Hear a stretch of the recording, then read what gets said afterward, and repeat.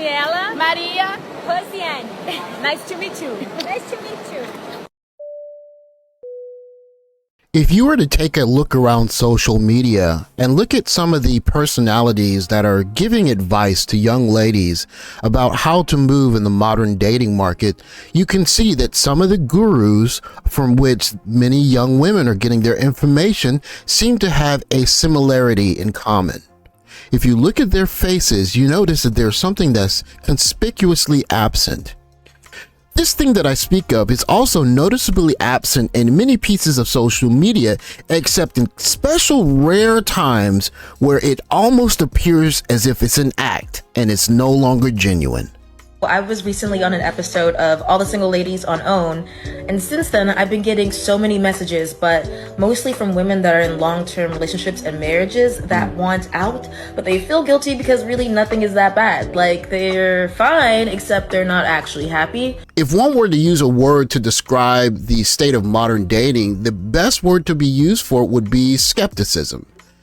You can see that on both sides. From the male side, of course, men have dealt with child support and getting blindsided by divorce and, things that have changed the way that men have had to move because men are getting into very difficult financial situations. But even if you look at it from the female side, where now there's an embracing of modern dating where many more women are accumulating around a smaller and smaller group of men, and this is leaving a lot of women with emotional damage, if you will. And you can see that that is having a toll. It's taking a toll on many young ladies, and you could even hear this change in the music. There was a time where music was a lot less skeptical, and you would hear different groups, male singers, female singers, singing about this very basic concept, a concept that seems lost in modern dating that we not only held, but embraced just a couple of decades ago. Black men date out their race more than all other men put together. You know why? Racial inferiority. We don't think we're as good as the white man, so we need the white woman in order for us to feel an artificial sense of equality. It is self-hatred to the 20th power. Try as they might, people like Umar Johnson, who try to shame black men who look overseas for dating options or look to other cultures for dating options, it just doesn't work because we're in a different age now where the shame simply doesn't work anymore. And so many black men who are exercising their dating options are finding that that ever elusive item that is more and more difficult to find in modern dating is readily available overseas, and men are finding it in abundance. Oi, America! I'm Daniela, Maria, Josiane. Nice to meet you. Nice to meet you. I don't know if it's just me, but I hate being asked to smile. You really want me to smile? Give me a compliment. Tell me a joke. Give me a reason to smile. I'm not just gonna smile and come in because you asked me to. I'm tired of putting on a facade. This man just come up to me at my job and be like, "Hey, yo, Ma, you want to smile for me?" For you? Oh, no, yeah, of course. Let me just... What up, y'all? Like, I'm just gonna start doing that from now on. I'm tired. If you ever visit Japan, you'll know that on every single menu, there's a space reserved for Smileru 0 yen. And of course, that means smile. That's right. The staff will give you a smile for free if you ask them to for 0 yen. And this, of course, is something that's very unique to Japan, but maybe is not unique to overseas because, well, if you consume social media in this particular country, almost all of the social media of young ladies who are really cute begin with someone that's smiling, someone that's very inviting, saying, "Hey, I'm pretty, I'm cute, and I'm going to introduce myself with a big radiant smile as if to say, I have happiness here. And if you would like to share my happiness, reach out to me and we can have happiness together." Tell me why you can order a smile. Y'all wanted me to order this smile so damn bad, so guess what we're doing? Ordered one McDonald's smile for free, and I also got me some fries. A lot of people in my comments are commenting on Asian women being submissive, and I think that's a misinterpretation of how they show respect. This comment nails it. Some Western women think so highly of themselves that when a man do something for them, they think that it's the bare minimum because they're the queen.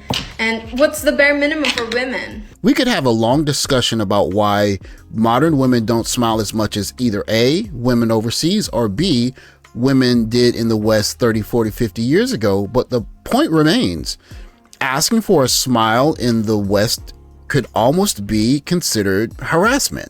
And so many men who go overseas are greeted with women who much more readily smile at men as an inviting gesture, even if they're not interested in a relationship with the person, but instead just presenting themselves in a way that says, hey, this is me. I would like to show myself as a person who smiles and is enjoying my life.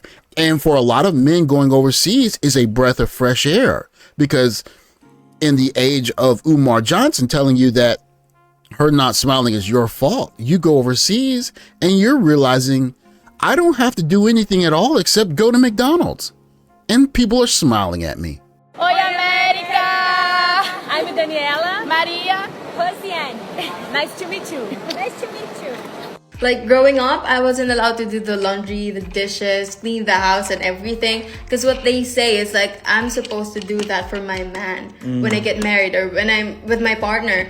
But what they also taught us is to like respect yourself, like know when to leave, like know when your partner's not appreciating what you do anymore. Like if he doesn't respect you anymore, leave.